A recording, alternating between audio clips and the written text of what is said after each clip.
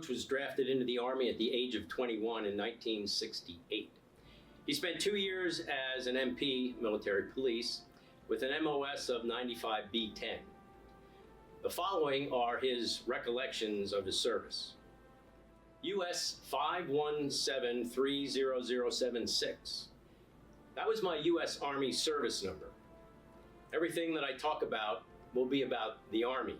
I don't know if things were the same or similar in other branches of the service. Sometime in 1969, the Army went from service numbers to Social Security numbers. Prior to that time, everyone who had been issued a U.S. military service number kept it until discharge. After that time, anyone joining the service used their Social Security number. Among the enlisted members, service numbers began with either U.S., like my number, which designated that you were drafted into the service, or RA, which was used for members who enlisted in the Army. I imagine that officers probably had different designations, but I don't know what they were. Sometime in 1969, the first draft lottery was held. The draft lottery was where numbers and birthdays were drawn, and you were assigned a number. If you had a high number, there was little chance that you would be drafted. It came a little too late for me. I remember I got the number 306, so I never would have been drafted had they started the lottery 2 years earlier. I served from April 16th, 1968 until April 15th, 1970. I remember April 16th, 1968. My dad drove me to the draft board in Woburn, Massachusetts, and his last words to me were, "You're a smart kid. Pay attention to what they teach you, and you will be fine." 2 other guys from the Woburn office, one from Stoneham and one from Woburn, were drafted the same day. 3 of us took a train to South Station, where we underwent a physical and then an induction ceremony. We all stood in a big room. They would call your name and branch of service. If you accepted induction, you could take a step forward. At that time, I didn't have really strong feelings about the war, so I took a step forward. Another kid from Stoneham was called, and he accepted induction into the Navy. I later learned that he was killed in action. At the end of the day, we were put on a bus to Fort Dix, New Jersey, for basic training. Now, basic training was for about 8 weeks, and it was pretty basic. You learned how to shoot a rifle, how to march, how to address the officers, and the non-commissioned officers and other members of your group. And you got physically fit. That was a big part of it. They controlled what you ate and what you did physically. So everybody left in better shape than when they arrived. There were 3 basic exams that you had to pass before you could get out of basic training. One was a physical test that consisted of 5 units. Another was a firearms test. We used M14 rifles at the time. And the last was a proficiency park exam in which you had to pass the test on all the other skills that they were trying to teach you. Our company was made up of 90+% draftees. About 85% of our company was sent to Fort Polk, Louisiana for infantry, which was a direct ticket to Vietnam. I was sent to Fort Gordon, Georgia for military police school. I think I was one of 5 or 6 of the non-enlisted people who did not get to go to Fort Polk, Louisiana. MP school was for 8 weeks.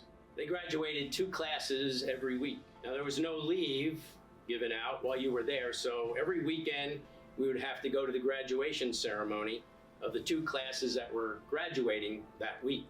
We were able to find out where all the graduates were going, and every class graduating during the 7 weeks that we attended went to Vietnam. The week we graduated, not a single guy went to Vietnam. I was sent to Fort Hood, Texas, which is where I spent the remaining months of my service. I was at Fort Hood from August 1968 to April 1970.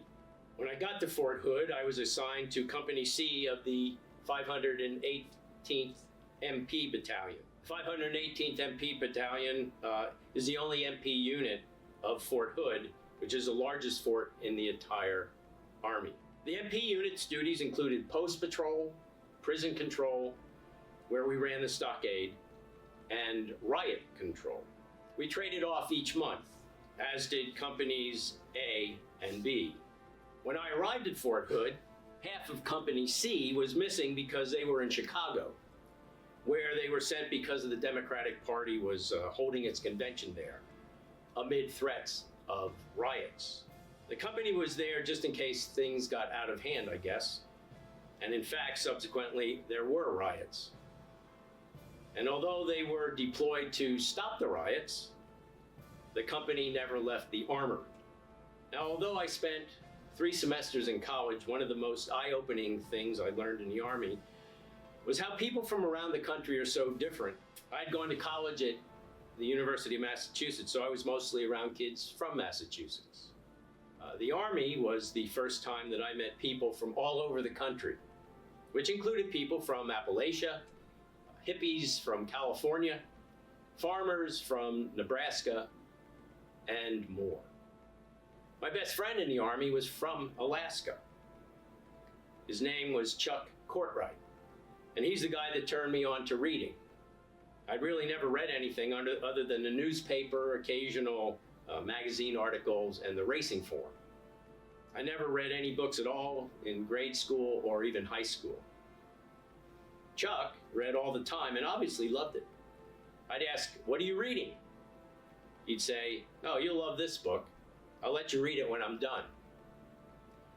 He had a sister who would send him boxes of books every month. And it turns out she had pretty good taste. I would say in my 2 years in the Army, I probably read 50 books, which was 50 more than I had read prior to that. Chuck and I read all the stuff that young kids were supposed to read. We read Hemingway and Catch-22. We read Slaughterhouse-Five, One Flew Over the Cuckoo's Nest, and 1984. We read Dostoevsky, Nabokov, Solzhenitsyn, and Steinbeck. For about a year at my time in Fort Hood, I served as CQ, which stands for Charge of Quarters, for my company. The CQ is a person who is in charge of the company when the officers go home at 5 o'clock and on the weekends or holidays. And even though I was only a specialist E4, and it was a job for an E5 and above, they trusted me to run the place. It was fine with me because I really didn't like playing cop. I had had enough of it in the few months that I had done it. As CQ, I was responsible for making sure that people got to their duties on time. When we had stockade duty, I had tower guards going on duty every 4 hours. And if they weren't there, I would have to find a replacement. There was never really a time where you slept very much. I did have an assistant called the CQ runner to help me out. It was a pretty involved job that included handing out weapons and making sure nobody burned down the mess hall, which was open all night. The best part was that you got every other day off. I managed to complete 2 years without any major incidents. Now, I hadn't planned on going to college right out of high school. I was going to take a gap year before that was a thing. But I was pressured to go to college straight away and ended up wasting 3 semesters there. But that's another story. It was nice to be able to get back to college after I had grown up. I would run into people I went to high school with, and they had already finished college, and they asked me if I had ever regretted my service. I didn't regret the time that I spent in the Army, and it turns out it was rather lucrative. I didn't make much money then, but I did later. I remember my first check in the Army was for $97 a month. And my last check after 2 years in the Army was only $228 per month. That summer after my discharge, I collected unemployment and got $69 a week. Under the GI Bill, I went back to college where I got $220 a month. And my tuition was waived, since Massachusetts waived tuition for any veterans who went to state school. Even with that, it still took me a long time to finish. The time in the Army also served me well when I took a job with the federal government, because things, including the vacation time you get after so many years of service, were all adjusted to include my 2 years of military service. So when I retired, the 2 years in the Army accounted for 4% of my pension. And as I've been retired for 20 years, that's turned into quite a nice sum of money. Financially, it was about the best 2 years of my life. So, all in all, I have very few regrets about my time in the United States